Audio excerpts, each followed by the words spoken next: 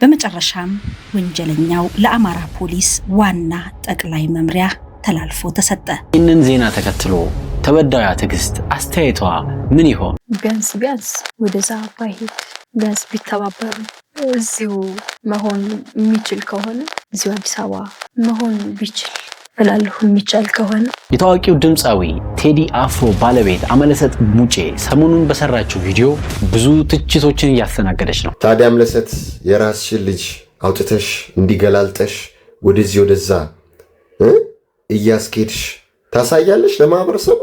አታሳይም። ለምን? ባንቺ ላይ እንዲደረግ የማትፈልጊውን በሰው ላይ እንዲደረግ ታደርጊያለሽ። እነዚህንና ሌሎች ጉዳዮችን በዚህ ቪዲዮ የምንወያይ ይሆናል። እስከ መጨረሻው አብራችሁን ቆዩ። ለቻናላችን አዲስ የሆናችሁ ሰብስክራይብ በማድረግ ቤተሰብ ይሁኑ። ናሁታ ቲዮ የካቲት 23 የጥቁር ልጆች ድል የሆነው አድዋ በይፋ ይከበራል። ይህንን በዓል ተከትሎ እንግዲህ የተለያዩ ቅኔዎች፣ የተለያዩ ዘፈኖች፣ የተለያዩ ግጥሞች ተገጥመዋል። የተለያዩ አጋጣሚ ከሰማናቸው ግጥሞች ውስጥ ገበየሁ ቢሞት ተተካ ባልቻ መድፋ ገላባጭ ብቻ ለብቻ ትላለህ። ታሪኩን ታውቀዋለህ? አላውቀውም። እኔ ጋር አድዋ መጣልህ። አድዋ ተወረረ። እንዳ ስላሴን ያዘው፣ ጣሊያን ገባ ያዘው። አድዋን ሲይዘው ፊታውራሪ ገበየሁን ሾሙ ለአድዋ አዝማች። ንጉሱንም ራሱንም ደጃማቹንም ፊታውራሪው ነው የሚያዘው በጦርነት ጊዜ። ከዚያ ፊታውራሪ ገበየሁን ሾሙ። ሲሾሙ ከዚያ በኋላ ሄዳ ዘመታ ገባ ክተት ተባለ። ከዚያ የእንዳ ስላሴን ጣሊያን አረከሰው። ገበየሁ ግባና በሞት የቀድሰው ተባለ። ገባ በጎራዴ ሲበለምን ፊታውራሪ ገበየሁን 2 ሰዓት እንደተዋጉ ገደላቸው። ጣሊያን ገደለ። ሲሞቱ ከዚያም በኋላ ጦሩ ይዋጋል። ሲሞቱ ደጃይ ባልቻ ይችን ሰሙን የገሰብዙ ሄዱና በደድሆ ቅጠል ሽፍን ያረጉና ሬሳቸውን ድብቅ ያረጉና ቶሎ ፊታውራሪ ገበየሁ ራስ አባተን ቅደም ብለውሃል። ፊታውራሪ ገበየሁ ራስ መኮንንን የቀድም ያለው ተከተለኝ ብለውሃል። ፊታውራሪ ገበየሁ ወደኋላ የቀሩ አይቀጡ ቅጥ ይቀጣል ብለውሃል እያሉ ደጃይ ባልቻ ያዋጉ ጀመር። ሬሳውን ደብቀው ማለት ነው። ፊታውራሪ ገበየሁ እንደዚህ ያለ ብለውሃል። ፊታውራሪ ገበየሁ ቅጥ ይቀጣል ብለውሃል እያሉ ያንን ያዋጉ ጀመር እሳቸው። ከዚያ በኋላ 5 ሰዓት ባልሞላ ጣሊያን ተማረከና ከተፈነዋል። ድል ሆነና ተማርኮ ሲመጣ ፊታውራሪ ገበየሁ ሬሳ ወጥቷል ያደርጓል። ከዚያ በኋላ ፎክር ተባለ። ገበየሁ ቢሞት ተተካ ባልቻ መድፋ ገላባጭ ብቻ ለብቻ የተባለ ይሄዱታል። ህዝቡ ግን አያውቀውም። የተለያዩ እንደዚህ ታላላቅ የሆኑ አባቶቻችንን ወደ መድረክ በማምጣት ቃለመጠይቅ በማድረግ ብዙ ስለ ሀገራችን ታሪኮችን መልካም ነገሮችን መቅሰም እንችላለንና ለአባታችን እድሜና ጤና ይስጣቸው እላለሁ። በመቀጠል እንግዲህ ሰሞኑን በጣም መነጋገሪያ የሆነችው ወደ ትዕግስት ጉዳይ ስንመለስ የፈራችው ደርሷል። እሷ ላይ በደል ያደረሰባት ግለሰብ መያዙን ሰምተናል። ነገር ግን የእሷ ፍላጎት አዲስ አበባ እዛው የስር ሁኔታውን ቢከታተል የሚል ነው።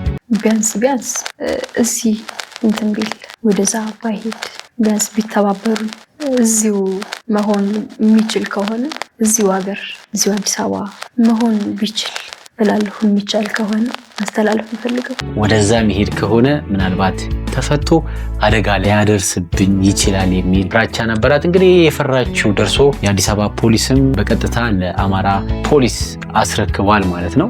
የአማራ ፖሊስም ይህንን ግለሰብ ያለውን የህግ ሂደት ተከትሎ ነገሮችን ያስፈጽማል ብዬ ተስፋ አደርጋለሁ። ይቺም ወጣት ወደዛ ክልል አይሄድ ብላ የሰጋችበት ትልቅ ምክንያት ተናግራለች። አንዴ ከወጣ እኔም አልተርፍ የኔ ህይወትም ያው ቤት ብሎኛል። 10 ወይም 1 ወይም 2 ወይም 10 አድርጌ አይደለም የምመልሰው እኔ ብሎኛል። 20-30 አድርጌ ነው የምመልሰው። ያ ማለት ያው ቤተሰቦቼ ነው የሚበቀለው። በዚህ ፍራቻዋ ምክንያት ነው ወደ እዛ እንዳይሄድ ያሰበችው። ምንም እንኳን ወደ አማራ ክልል ቢሄድ ደግሞ የፍትህ ቢሮ አካላት አደራ ብላ መልእክቷንም አስተላልፋለች። እዛም ከሄደ ደግሞ አደራ እንደዚህ አይነት ጉዳዮችን ቀለል አድርገን ልናያቸው አይገባም። የእህቶቻችን ጉዳይ ነው፣ የእናቶቻችን ጉዳይ ነው። በሲሪየስ መልኩ ማየት ይኖርብናል ማለት ነው። ወደ ሁለተኛው ጉዳይ ስናምራ ታዋቂው ድምፃዊ ቴዲ አፍሮ ባለቤት አመለሰት ሙጬ ሰሞኑን በሰራችው የዩቲዩብ ቪዲዮ ባቀረበቻቸው እንግዶች ብዙ ትችቶችን አስተናግዳለች። እንግዲህ አርቲስቷ በተለያዩ ተወዳጅ ስራዎቿ ትታወቃለች። የተለያዩ ትላልቅ ስራ የሰሩ ለብዙ አርአያ የሆኑ ሰዎችን በፖድካስት መልክ ረጅም ደቂቃ ያላቸውን የህይወት ኤክስፒሪየንስ ያላቸውን ልምድ እያጋሩ በብዙዎች ተወዳጅነትን አትርፋለች። እንግዲህ ሰሞኑን በዚሁ በፖድካስቷ የጋበዘቻቸው እንግዶች ምን አይነት ቁም ነገር ሰርተው ነው፣ ምን አይነት ትልቅ ነገር ሰርተው ነው እንዲያቀረብሻቸው? ዝም ብለሽ ለእይታ ለቪው ሲባል ያልሆኑ ሰዎችንም ማቅረብ ጀመርሽ እንዴ? ሁለተኛ ደረጃ ደግሞ እነዚህ የአንቺን ልጆች የሚያክሉ ልጆች ለምንድን ነው የምታጋልጪው? በሰው አይን ውስጥ እንዲገቡ የምታደርጊው? ይሄ ትክክል አይደለም በማለት የተለያዩ ወገዛዎችን ወቀሳዎችን አስተናግዳለች ማለት ነው። እኔ በዚህ ጉዳይ ላይ አንድ የምሰጠው አስተያየት ምንድነው እንግዲህ በዚህ ፖድካስት ላይ መምጣታቸው እነዚህ ወጣት ልጆች ምንም ችግር የለውም። ምናልባት የያዘችው ኮንተንት ለልጆችም ለወጣቶችም ለተለያዩ እድሜ ክልል ላይ ላሉ ግለሰቦች እንዲሆን በማሰብም ሊሆን ይችላል ብዬ እረዳለሁ። ነገር ግን እነዚህ ልጆች ሶሻል ሚዲያ ላይ በቅርቡ በጣም እየተንቀሳቀሱ እያየናቸው ነው። ትንሽ ፈጠን ያሉ ይመስላል። ሶሻል ሚዲያ ላይ ሞዴሊንግ እንማራለን፣ ሞዴል እንሆናለን በሚል ተነሳሽነት እንግዲህ ይችን ድንቅ አርቲስት ለማግኘት መጥተዋል። እሷ ሴሌብሪቲ ናት። እንግዲህ ልታገኛቸው ስትመጣ ምናልባትም ልታበረታቸው አላማቸው እንዲሳካ የበኩሏን ልታደርግ ነው እና በዛ አይነት መንገድ እንወስደዋለን። ነገር ግን ቲክቶክ ፕላትፎርሙ ራሱ ለነዚህ ታዳጊ ልጆች በብዛት እንደዘጋባቸው አካውንት ሰርተው ራሱ በሚሰሩበት ጊዜ እድሜያቸውን ሊሚት በማድረግ ብዙ ጊዜ አካውንት እንደተዘጋባት አክብረት የምትባለው ታዳጊ ልጅ ስትናገር ሰምተናታል። ልጅቷ ጎበዝ ልጅ ናት። በጣም ታለንት ያላት ልጅ ናት። ያላት ኮንፊደንስ፣ ሀሳብ የምትፈጥርበት ነገሮችን ቶሎ ካች የምታደርግበት ነገር በጣም የሚያስደስት ነው እና እቺ ወጣት ሶሻል ሚዲያ ላይ በደንብ ለመስራት ስትቀርብ እንግዲህ የቲክቶክ ፕላትፎርም ካላት የእድሜ አንጻር ይመስለኛል ብዙ ጊዜ ከ3 ከ4 በላይ አካውንቶችን ከፍታ ጥሩ ፎሎወሮችን አግኝታ ተፈጥሮባታል። እንግዲህ እንዲህ አይነት ፕላትፎርሞች ኢቨን እንዲህ ኮንትሮል እያደረጉ ሌሎች ወንድሞች እህቶቿ የተወሰነ የምትሰራቸውን ኮንተንት ዋይዝ ነገሮች በራሷ እድሜና አስተማሪ የሆኑ ነገሮችን ብታደርግ ጥሩ ነው።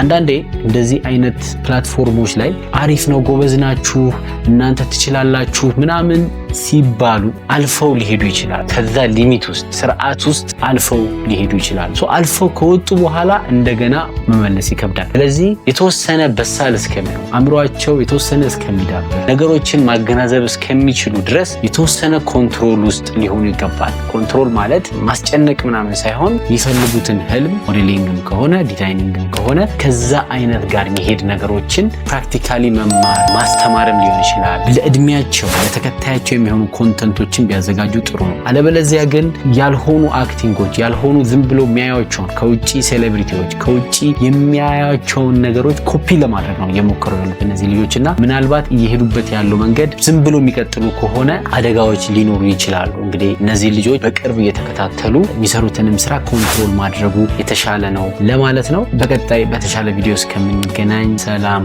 ቆዩ። ናሁታ ቲዩብ ሰብስክራይብ ማድረግ እንዳይረሳ።